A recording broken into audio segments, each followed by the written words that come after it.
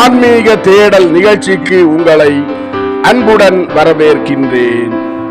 சிந்தனைக்காக சில நிகழ்வுகள். பாகம் 25, திருச்சபையின் சில புனிதர்கள். பாகம் 11, நிகழ்ச்சி பற்றி பார்க்கலாம்.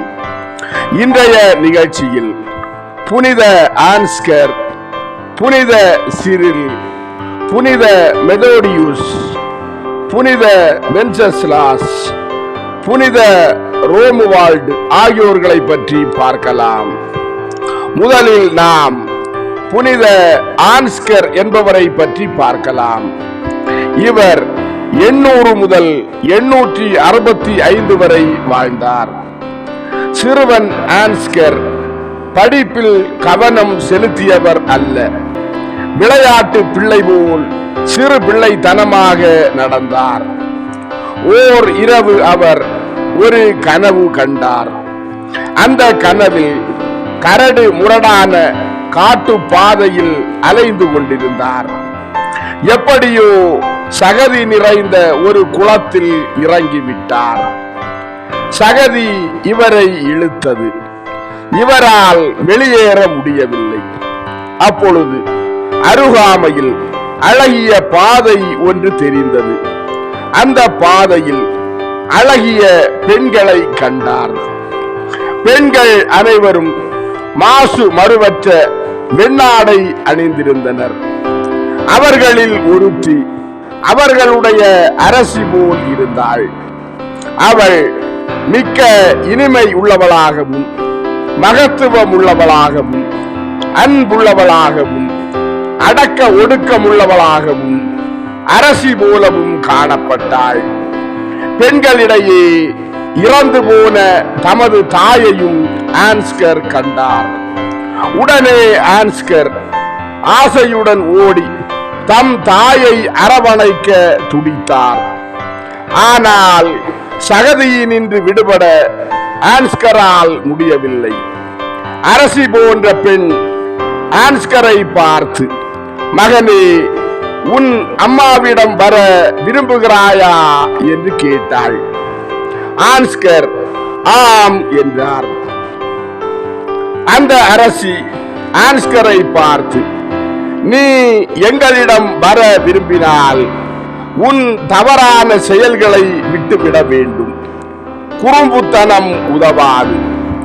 ஏனெனில் பாவமானது அனைத்தையும் நாங்கள் வெறுக்கிறோம். பாவத்தில் இன்பம் காண்கிறவன் எங்களை அணுக முடியாது என்றாள். இந்த கனவு சிறுவன் ஆன்ஸ்கரின் மனதில் ஆழமாக பதிந்தது. அன்றிலிருந்து ஆன்ஸ்கர் நல்லவராக வாழத் தொடங்கினார். குருவாகி பேராயரானார்.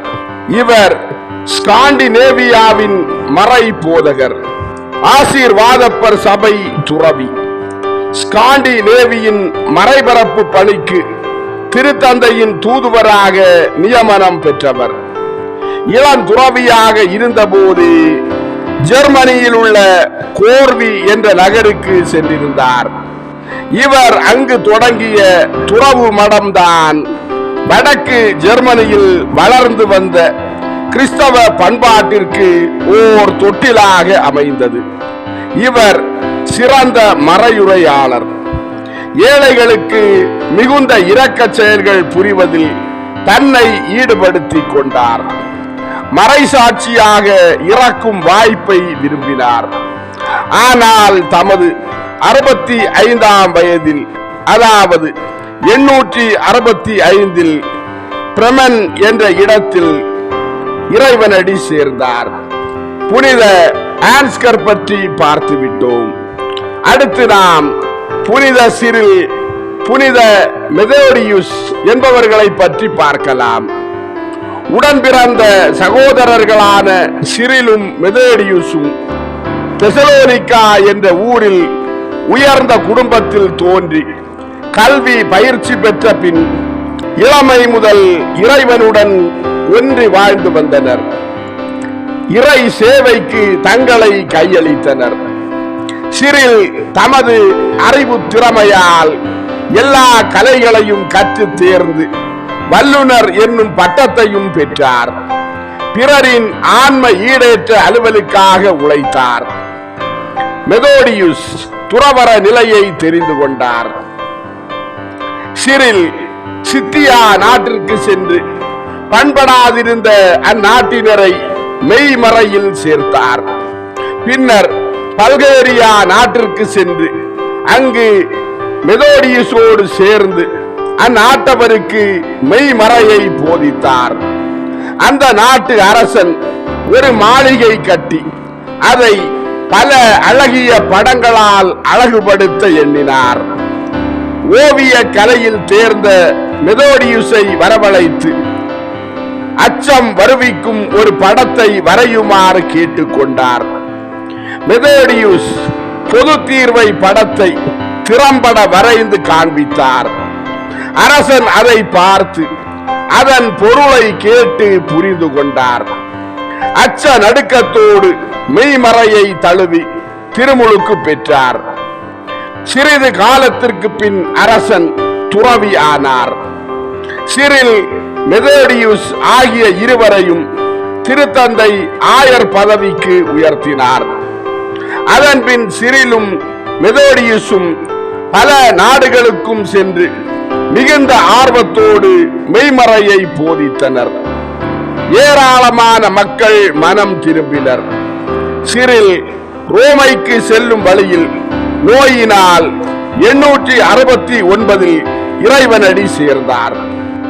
அதற்கு பின் நீண்ட காலம் திருச்சபைக்காக உழைத்த மெதோடியுஸ் பல எதிர்ப்புகளை திருச்சபைக்குள்ளேயே சந்தித்தாலும் அத்தகைய இடுக்கண்களின் இடையே ஸ்லாவிய மொழியில் விவிலியம் முழுவதையும் 8 மாதங்களுக்குள் மொழிபெயர்த்தார்.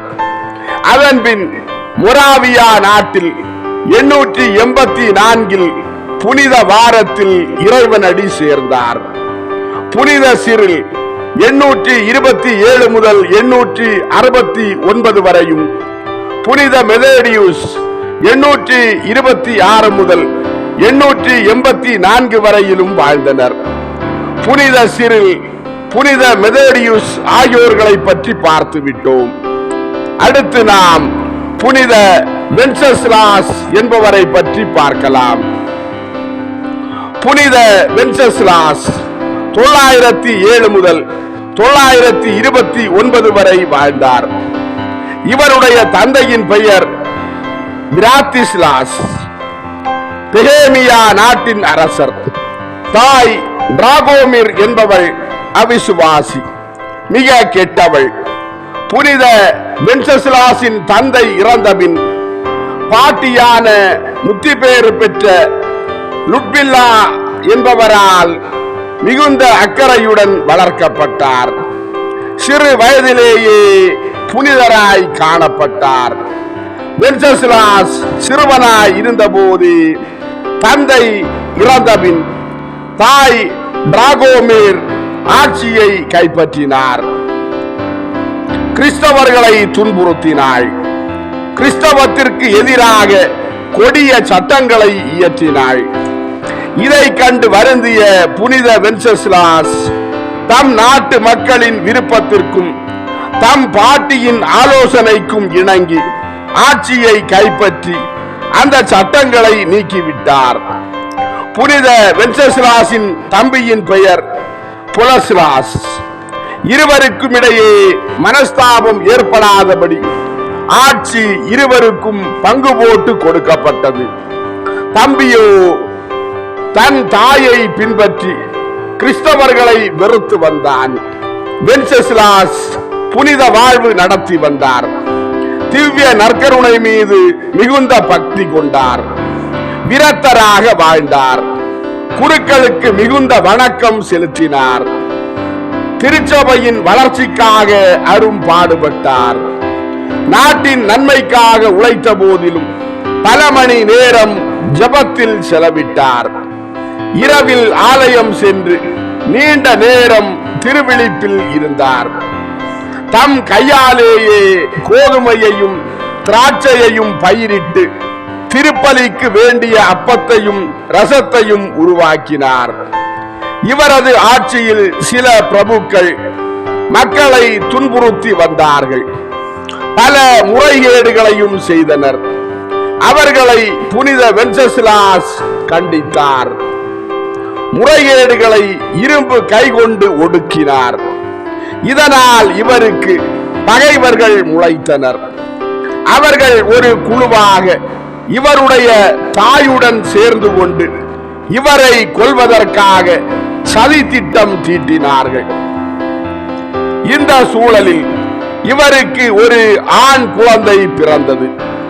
இந்த குழந்தை பிறந்ததினால் அடுத்து தனக்கு அரசு உரிமை கிடைக்காதோ என்ற ஏமாற்றத்தினால் இவரின் தம்பியும் எதிர்ப்பு குழுவினரோடு கை கோர்த்து கொண்டான். 929 செப்டம்பர் திங்களில் சகோதரர் இருவரும் புனித கோஸ்மான் தமியான் திருநாளை கொண்டாட வெளியூர் சென்றனர்.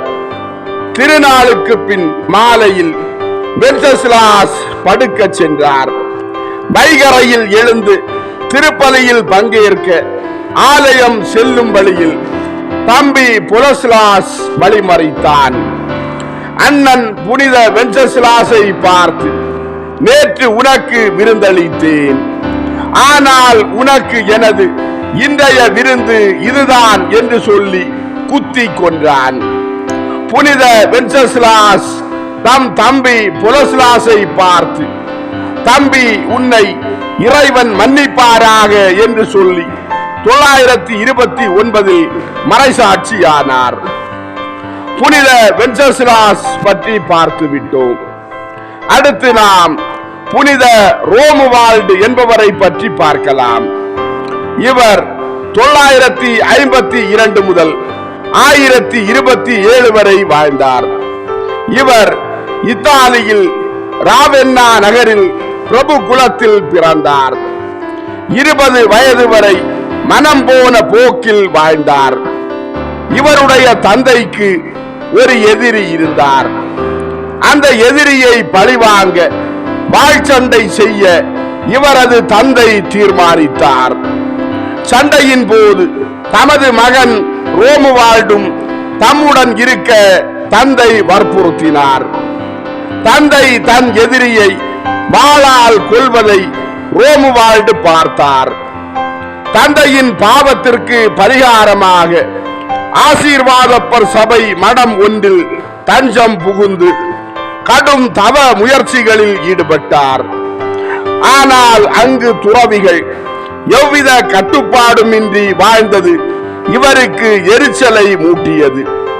எனவே அந்த மடத்தை விட்டு வெளியேறி முதலில் வெனிஸ் நகருக்கு அருகிலும் பின்னர் பிரன்னிஸ் மலை பகுதியிலும் ஜபதவ வாழ்க்கையை மேற்கொண்டார். அதன்பின் 30 ஆண்டுகள் வட இத்தாலி, தென் பிரான்ஸ், தென் ஸ்பெயின் பகுதிகளில் துறவு மடங்களில் ஒழுங்குகளை பற்றுறுதியுடன் கடைபிடிக்க வழிகாட்டியாக திகழ்ந்தார். தனிமையில் இறைவனுடன் நெருங்கிய தோழமை கொள்ள விரும்பியவர்களுக்கு மனித வாடையே இல்லாத சூழலில் குடிசைகள் அமைத்து கொடுத்தார். அதில் ஒரு மடம்தான் கமல்டொலி என்ற இடத்தில் அப்பினைன் மலை உச்சியில் 1012ஆம் ஆண்டு 5 குடிசைகள் கொண்டதாக அமைந்துள்ளது. ரோமுவால்டு தனிப்பட்ட ஒரு துறவு சபையை உருவாக்க திட்டமிடவில்லை. இருப்பினும் கமல்டொலில் நிறுவப்பட்ட மடம்தான் கடுமையான ஒழுங்குகள் கொண்ட ஆசீர்வாதப்பரின் துறவர சபையாக பெயர் பெற்று விளங்குகிறது. இதுவே மேலை திருச்சபையில் தவ முனிவர்களுக்கான சபையாக மீண்டும் தோன்றியது. இது சுற்றுச்சுவர் எழுப்பப்பட்ட ஒரு சிற்றூர். இங்கே வாழும் ஒவ்வொரு துறவியும் ஒரு அறை, ஒரு பணித்தளம், ஒரு தோட்டம் இவற்றை பெற்றுக்கொண்டு என்றும் மௌனம், தனிமை இவற்றினிடையே இறைப்பணி புரிகிறார்கள். வெளி உலக தொடர்பை இவர்கள் நினைத்து பார்க்க முடியாது. புனித ரோமுவால்டின் வாழ்க்கை வரலாறு பற்றி புனித பீட்டர் டேமியன் இவ்வாறு விவரிக்கிறார். ரோமுவால்டு உலகம் முழுவதையும் ஒரு துறவற மடமாகவும் ஒவ்வொருவரையும் ஒரு துறவியாகவும் மாற்றும் திட்டம் வைத்திருந்தார். மௌனமும் கடும் தவ முயற்சிகளும் தான் இச்சபையின் சிறப்பு கூறுகள். ரோமுவால்டு 1027 இறைவனடி சேர்ந்தார். அன்பார்ந்தவர்களே, ஆன்மீக தேடல் சிந்தனைக்காக சில நிகழ்வுகள். பாகம் 25 திருச்சபையின் சில புனிதர்கள். பாகம் 11 நிகழ்ச்சி இதோடு நிறைவடைந்தது. அடுத்த நிகழ்ச்சியில் உங்களை சந்திக்கும் வரை உங்களிடமிருந்து விடைபெறும் உங்கள் ஜான் பிரிட்டோ. ஆன்மீக தேடல் தொடரும். நன்றி.